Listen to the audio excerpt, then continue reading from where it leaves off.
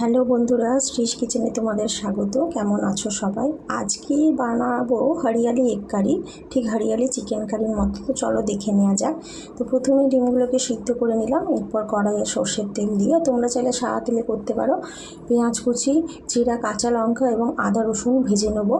তো পেঁয়াজটা দিয়ে একটু টাইম নিয়ে একটু ভেজে নিয়ে প্রথমে, তারপরে জিরা, কাঁচা লঙ্কা, আদা আর রসুনটা দিতে হবে এবং অবশ্যই এর মধ্যে কাজুও পড়বে। দিয়ে তারপর এটা একটু ভালো করে ভাজতে হবে, একটু ব্রাউন ব্রাউন করে, এবং অবশ্যই লো ফ্লেমে, আর যাতে ধরে না যায় তলায় সেটা অবশ্যই দেখতে হবে। এবং একটু যখন ভালো করে ভাজা হয়ে যাবে তখন সামান্য একটু জল দিয়ে এটা একটু সিদ্ধ দিতে হবে ঢাকা দিয়ে। আর এইভাবে তোমরা এই হরিয়ালি এগ কারিটা করে দেখো, সত্যি বলছি এত সুন্দর খেতে হয়। রুটি, পরোটা, নান, লাচ্ছা পরোটা, রুমালি রুটি সব কিছুর সঙ্গে খুব ভালো লাগবে। দুর্দান্ত একটা রেসিপি। তো আমার এটা সিদ্ধ হয়ে গেছে পেস্টের জন্য, এই পেঁয়াজ আদা রসুনের এটা। তো আমি এটাকে তুলে নেবো, তুলে একটু প্রথমে ঠান্ডা করে নেবো, তারপর এটাকে পেস্ট বানাবো। তো এটা তুলে নেওয়ার পর তারপর কড়াইয়ে তেলের মধ্যে নুন, হলুদ, লঙ্কা গুঁড়ো দিয়ে ডিমগুলোকে একটু লাল লাল করে ভেজে নিতে হবে এবং ডিমের গাগুলোকে অবশ্যই ছিঁড়ে নিতে হবে যাতে ভিতরে মশলাটা ঢোকে। তো ডিমগুলো একটু লাল লাল করে ভেজে নিয়ে তারপর ডিমগুলো তুলে নিতে হবে।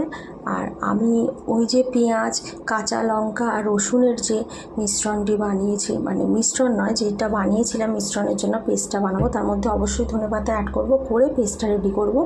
একদম গ্রিন কালারের পেস্ট হবে, এই জন্যই এটার নাম হরিয়ালি এগ কারি। আর এরপর আমার পেস্টও রেডি হয়ে গেছে, একদম বাটারি স্মুথ হবে পেস্টটা, কোনো রকম যেন ঘুটলি না থাকে। তারপর কড়াইয়ে তেল দিয়ে গোটা গরম মশলা ফোড়ন দিয়ে পেস্টটা দিয়ে দিতে হবে এবং দিতে হবে অল্প একটু জল, যাতে করে তলায় ধরে না যায়। আর অবশ্যই ফ্লেমটা লো রাখতে হবে, মিডিয়াম বা হাই ফ্লেমে করা যাবে না, কারণ যেহেতু কাজু বাদাম আছে একটু হাই ফ্লেমে দিলেই ধরে যেতে পারে। তো ভালো করে এটা কষাতে হবে। এবারে যখন কষানো হয়ে আসবে আস্তে আস্তে, তারপর এর মধ্যে দিয়ে দিতে হবে কিছু গুঁড়ো মশলা, নুন, হলুদ, চিনি আর ধনে গুঁড়ো আর একটু গরম মশলা গুঁড়ো দিয়ে ভালো করে কষিয়ে নিয়ে এরপর এর মধ্যে ফ্রেশ ক্রিম দিতে হবে আর দিতে হবে টক দই। তো বাজারের ফ্রেশ ক্রিম তোমরা ইউজ করতে পারো, আমি ঘরে বানিয়েছি।